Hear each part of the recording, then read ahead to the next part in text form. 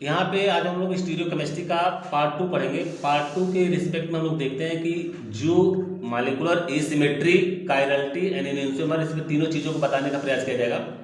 Molecular asymmetry, asymmetry मतलब क्या हुआ? जिसको हम लोग प्लेन से बराबर भागों में काट नहीं सकते, वही तो एसिमेट्री हो गया। जिसको हम लोग बराबर बराबर काट दो तो सिमेट्री हो गया। जैसे सपोज करो हम लोग अल्फाबेट में ए ही लेते हैं।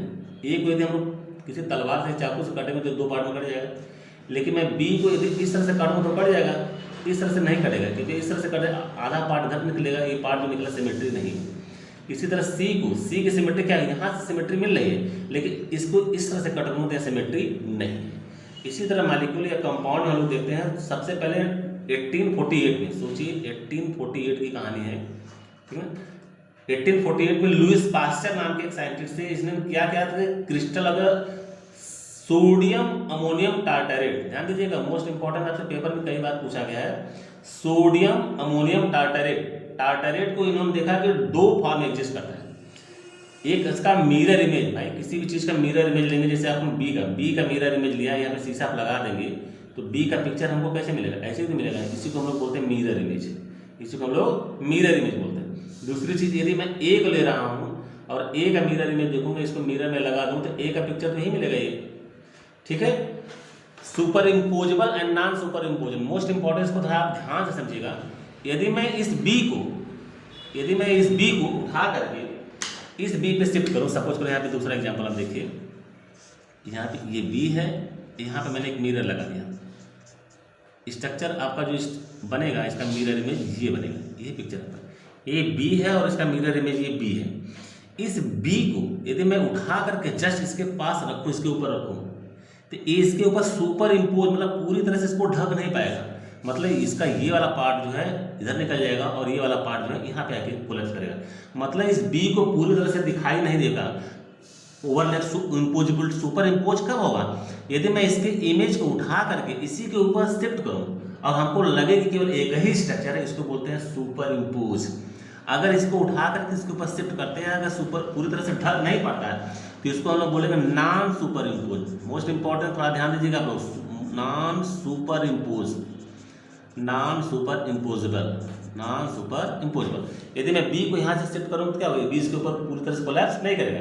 यदि मैं ए का मिरर इमेज, सिमेट्री ए, इसका मिरर इमेज लूँ और हमको जो इसका जो इमेज मिलेगा यही मिलेगा, और इस ए को यदि मैं यहाँ से उठा कर इसके ऊपर शिफ्ट करूँगा तो ये क्या करेगा? पूरी तरह से इसको कोलैप्स कर लेगा और हमको ये स्ट्रक्चर मिलेगा। मतलब ए ही मिल रहा है, इसको हम लोग बोलते हैं super impose, super impose. Most important, जो स्ट्रक्चर, जो मॉलिक्यूलर स्ट्रक्चर, जो क्रिस्टल फॉर्म, जो कंपाउंड एक दूसरे के ऊपर सुपर इम्पोज हो जाते हैं, वो कायरल कंपाउंड नहीं होते हैं, वो ऑप्टिकल एक्टिविटी नहीं शो करते। मोस्ट इंपॉर्टेंट, जो कंपाउंड या जो मॉलिक्यूल या जो स्ट्रक्चर एक दूसरे के ऊपर सुपर इम्पोज नहीं हो पाते हैं, नॉन सुपर इम्पोज होते हैं, यही ऑप्टिकल एक्टिविटी शो कराते हैं। ऑप्टिकल एक्टिविटी हमने प्रीवियस पार्ट में, स्टीरियोकेमिस्ट्री पार्ट 1 में हमने बता भी दिया है।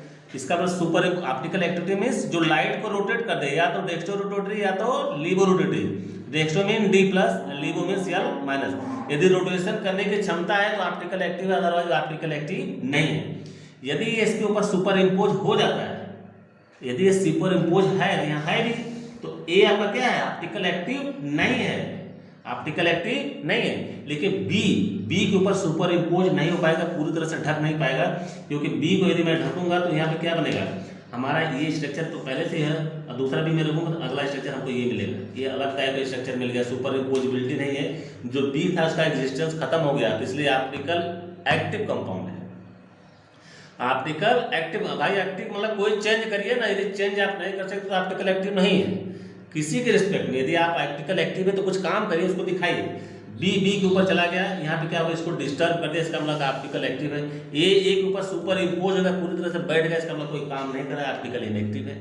समझ रहे आप? 1948 में Louis Pasteur observed the crystal of the certain substance such as sodium ammonium tartrate exist in 2 form which है मिरर इमेज रिलेशनशिप। यहाँ मिरर इमेज को मैं देख रहा हूँ, शीशे में देख रहा हूँ, आप लोग शीशा खूब देखते हो घर पे। यहाँ पे शीशे को मैं यहाँ सी का लगाऊंगा, सी का स्ट्रक्चर हमको क्या मिलेगा? ये मिलेगा, सी का स्ट्रक्चर सी। अगर इस सी को उठाऊं, सी के ऊपर रखूं तो पूरी तरह से कोलैप्स नहीं करेगा। इसका मतलब ये भी ऑप्टिकल एक्टिव है, मतलब मीन्स ये भी क्या है? कायरल है। ये भी क्या है, कायरलिटी है। यदि मैं डी के स्ट्रक्चर को देखो तो डी का स्ट्रक्चर हमको क्या मिलेगा, इस तरह से उल्टा डी मिलेगा, ये भी एक दूसरे के ऊपर सुपर इम्पोज नहीं है। ई के स्ट्रक्चर को देखूंगा तो ई का स्ट्रक्चर हमको कैसा मिलेगा, इस तरह से आपको मिलेगा, शीशे के सामने मिरर इमेज इस तरह से रखेंगे, ई का स्ट्रक्चर ये भी सुपर इम्पोज नहीं है। यह भी आपका सुपर इम्पोज नहीं है, क्योंकि मिरर इमेज के साथ रखूंगा तो हमको स्ट्रक्चर जो मिलेगा इस तरह से मिलेगा, यह के ऊपर क्या होगा, सुपर इम्पोज नहीं हो पा रहा है। इसी तरह से यदि मैं एक्स को देखता हूँ तो एक्स का मिरर इमेज क्या होगा, एक्स का मिरर इमेज एक्स के ऊपर सुपर इम्पोज हो जाता है, ओ का मिरर इमेज सुपर इम्पोज हो जाता है। तो इस तरह से अल्फाबेट में ए से जेड तक आप लोग चेक कर सकते हैं कि कौन एक दूसरे के ऊपर सुपर इम्पोज होगा और कौन एक दूसरे के ऊपर सुपर इम्पोज नहीं होगा। 1948 Lewis pasture observed that crystal of the certain substance such as sodium ammonium tartarate exist in two form which have the mirror image relationship। अब यहाँ पे हम लोग पढ़ेंगे asymmetric कार्बन और कायरल कार्बन और stereo centre. Most important very important topic for you. Asymmetric if all the atom, सबसे पहले इसमें कुछ नहीं देना, ज़्यादा आपको दिक्कत करने की संभावना नहीं है। सपोज करो एक कार्बन है, कार्बन की वैलेंसी कितनी होती है, 4, मतलब कार्बन 4 बॉन्ड बनाता है। चुपचाप ध्यान से समझिए, कार्बन की यदि एक ए से कनेक्ट है, दूसरा आपका बी से कनेक्ट है, तीसरा सी से कनेक्ट है और चौथा आपका डी से कनेक्ट है, मतलब कार्बन की चारों वैलेंसी जो है अलग अलग ग्रुप से अटैच है। इसी कार्बन को हम लोग बोलते हैं एसिमेट्रिक कार्बन और इस कार्बन को हम लोग बोलते हैं कायरल कार्बन। क्या बोलते हैं, कायरल कार्बन। और इस सेंटर को, जिस कार्बन के ऊपर चारों अलग अलग ग्रुप लगे हैं, इसी को बोलते हैं स्टीरियो सेंटर और इनको हाईलाइटेड या स्टार लगा के हम लोग देखते हैं ये स्टीरियो सेंटर। आप लोग समझ गए होंगे मेरी बात को। वह कार्बन जिसकी कार्बन की वैलेंसी हम लोग जानते हैं 6 से 12 होता है, इसका इलेक्ट्रॉनिक कॉन्फ़िगरेशन 2 and 4 होता है। आउटर मोस्ट में 4 इलेक्ट्रॉन है, इसको अपना ऑक्टेट पूरा करने के लिए 4 बॉन्ड बनाने की जरूरत है, मतलब कार्बन की 4 बॉन्ड बना सकता है। वह कार्बन जो 4 बॉन्ड बनाया है वो चारों ग्रुप यदि डिफरेंट हो, सपोज करो यहाँ पे ए है, यहाँ बी है, यहाँ सी है, यहाँ पे डी है, इस कार्बन को हम लोग बोलते हैं एसिमेट्रिक कार्बन। मीन्स वह कार्बन जिसकी चारों वैलेंसी अलग अलग ग्रुप से जुड़ी हो, उस कार्बन को हम लोग बोलते हैं एसिमेट्रिक कार्बन। और उस कार्बन सेंटर को हम लोग बोलते हैं कायरल कार्बन। इस कार्बन को हम लोग बोलेंगे कायरल कार्बन। और चूंकि ये स्टीरियो केमिस्ट्री दिखाता है, ये ऑप्टिकल एक्टिविटी शो करता है, ये लाइट को रोटेट कर सकता है, प्लेन ऑफ पोलराइज को डेक्स्ट्रो या फिर लिबो रोटेशन करने की इसकी क्षमता जनरेट हो चुकी है, इसलिए इसको हम लोग बोल रहे हैं स्टीरियो सेंटर। इसको हम लोग स्टीरियो सेंटर बोलते हैं। ये plane of the polarise light को रोटेट कर सकता है, या तो डेक्स्ट्रो करेगा या तो लिबो करेगा। दूसरी चीज, यदि मैं कार्बन के ऊपर H H H H चारों H को मैंने ले लिया, तो कार्बन में इसको हम लोग बोलते हैं मेथेन।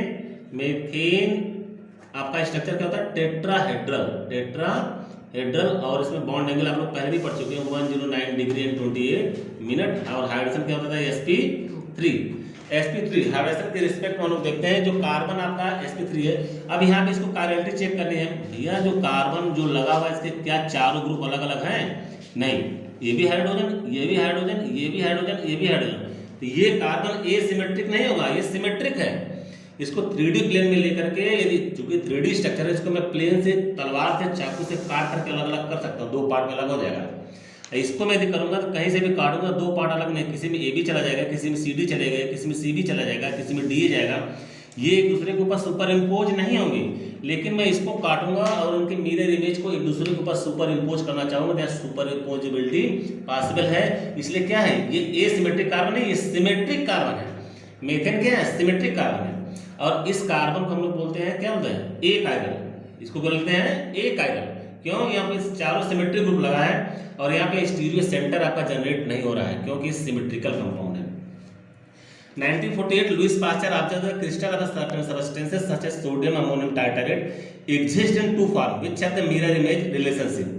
एसिमेट्रिक कार्बन या कायरल कार्बन और स्टीरियो सेंटर मैंने अभी डिस्कस भी किया है।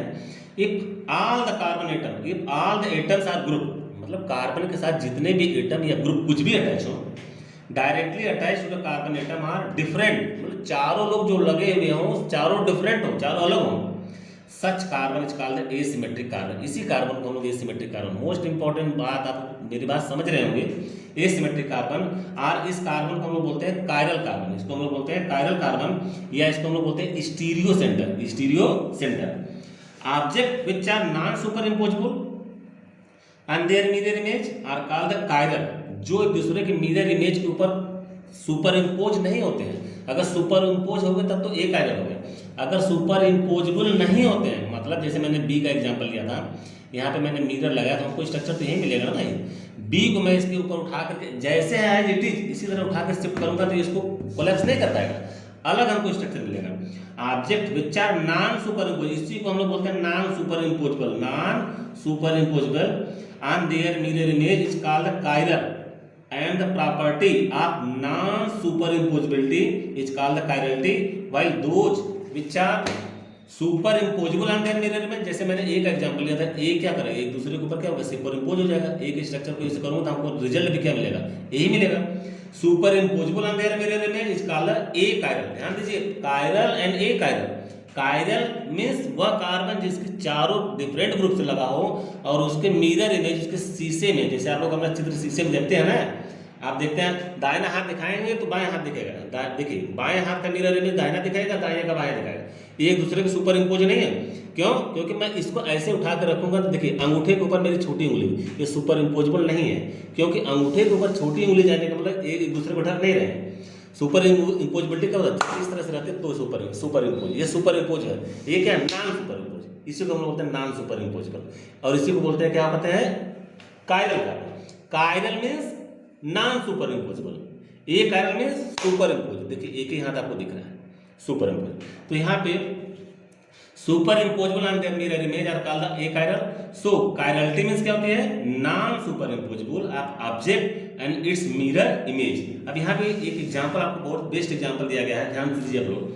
प्रोपेन टू आल, प्रोपेन टू आल जिसको हम लोग लिखते हैं प्रोपेन है भैया, तीन कार्बन को प्रोपेन हो गया, एक OH ग्रुप है तो इसको लगा दिए OH लगा दिए, बाकी भैया सारे हाइड्रोजन लगा दिए, यहाँ पे H हो जाएगा, यहाँ पे H हो जाएगा, यहाँ पे H हो जाएगा, यहाँ पे H हो जाएगा, H हो जाएगा, H हो जाएगा और H हो जाएगा। इसके स्ट्रक्चर को हम लिख सकते हैं CH3, लिख सकते हैं CH3, इसको लिख सकते हैं CH2, यहाँ हो जाएगा CH2 और यहाँ पे हो जाएगा OH। यहाँ पे स्ट्रक्चर आपको दिया गया है, देखिए CH3 ग्रुप लगा है, CH3 CH एंड OH, ये जो ग्रुप आपके लगे हुए हैं 1 2 3 जब IPSC नॉमेनक्लेचर हम लोग करेंगे तो यहाँ से नंबरिंग करेंगे 1 2 3। पेरेंट कार्बन आपको 3 कार्बन की चेन मिल रही है, दूसरे कार्बन पे आपका OH ग्रुप लगा है इसलिए ऑल हो जाएगा।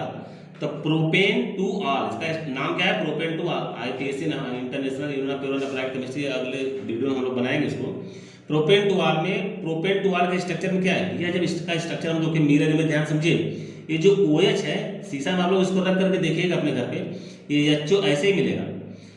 इस लाइन को जो डैश लाइन है इसका मतलब क्या है कि आपका जो ग्रुप है वो below the plane of the paper है।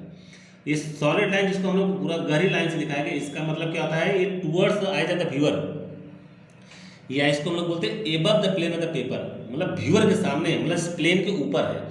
डैश लाइन मतलब क्या है? प्लेन के नीचे। और जो जनरल लाइन है इस तरह का, इसका सिंबल होता है कि जिस प्लेन में हम लोग पढ़ रहे हैं, जिस प्लेन में इसको दिखाई दे रहा है उसी प्लेन में ये एग्जिस्ट करता है। इसके मिरर इमेज को देखेंगे तो ये बनेगा। अगर इस मॉलिक्यूल को मैं 180 डिग्री पे घुमा दूं, 180 डिग्री पे यदि मैं रोटेशन करा देता हूं तो स्ट्रक्चर हमारा एज इट इज ऐसे ही मिलता है। CH3 ग्रुप जो आपका below the plane of the paper होगा वो above the plane of the paper होगा, जो above the plane of the paper होगा below the plane of the paper होगा। समझ रहे हैं आप लोग? तो यहाँ पे OH क्या है? OH यदि 180 घुमाऊंगा तो OH यदि इस साइड इधर इस साइड 180 होगा, क्योंकि ये 3D स्ट्रक्चर है। जो आपका CH3 यहाँ पे, जो CH3 आपका below the plane of the paper था वो above the plane of the paper आ गया, और जो above the plane of the paper था वो बिलो द प्लेन ऑफ। अब ABC में यदि मैं B और A को ओवरलैप कराऊं तो B तो इसके ऊपर ओवरलैप नहीं करेगा, लेकिन किसी चीज को मैं यदि 180 डिग्री, सपोज करो किसी स्टूडेंट को मैं घुमा, जब सपोज करो ये पेन है, इस पेन को यदि मैं 180 डिग्री या इस तरह से रोटेशन करता हूं और एक रोटेशन के 50 डिग्री में करता हूं तो पूरा स्ट्रक्चर वही मिलता है। यदि एक रोटेशन इसको मैं 360 में रोटेशन कराया तो वही स्ट्रक्चर पूरा मिल जाता है। यदि मैं इसके स्ट्रक्चर को रोटेशन यहाँ कराया, इसका मिरर इमेज है, इस मिरर इमेज को मैंने 180 तक घुमाया तो हमको स्ट्रक्चर क्या मिला है? A और C में क्या रिश्ता है? ये जो हमको मिरर इमेज मिला, ध्यान दीजिए आप लोग, मोस्ट इंपॉर्टेंट, ये जो CH3 का जो C वाला स्ट्रक्चर मिला, इस C वाले स्ट्रक्चर को कट करके इसके ऊपर मैं ओवरलैप कराऊंगा तो पूरी तरह से सुपर इम्पोज हो जाएगा। पूरी तरह से सुपर इम्पोज हो। क्यों? CH3 को ढक लेगा, ये CH3 को ढक लेगा, और ये OH इस OH को ढक लेगा, कार्बन के ऊपर सुपर इम्पोज होके हमको केवल एक ही स्ट्रक्चर इस तरह से दिखाई देगा। मतलब क्या, प्रोपेन टू वाल क्या है, एक कायरल है। क्यों? क्योंकि इस दूसरे के स्ट्रक्चर को सुपर इम्पोज हो जा रहे हैं, और हमको जो रिजल्ट है केवल एक स्ट्रक्चर, दो लोगों को सुपर इम्पोज कराने के बाद भी हमको एक ही स्ट्रक्चर दिखाई दे रहा है। इसको हम लोग बोले A chiral. Because A and it's mirror image B are superimpose. B or C में से कोई सुपर इम्पोजेबल है। बी को 180 डिग्री मैंने रोटेट करा दिया तो यही स्ट्रक्चर ए और सी मिल गया आपको, और ए और सी को सुपर इम्पोज कराऊं तो आपको सुपर इम्पोजेबल हो जाएंगे। इसी को हम लोग कायरलिटी और ए कायरलिटी चेक करते हैं। Thank you very much.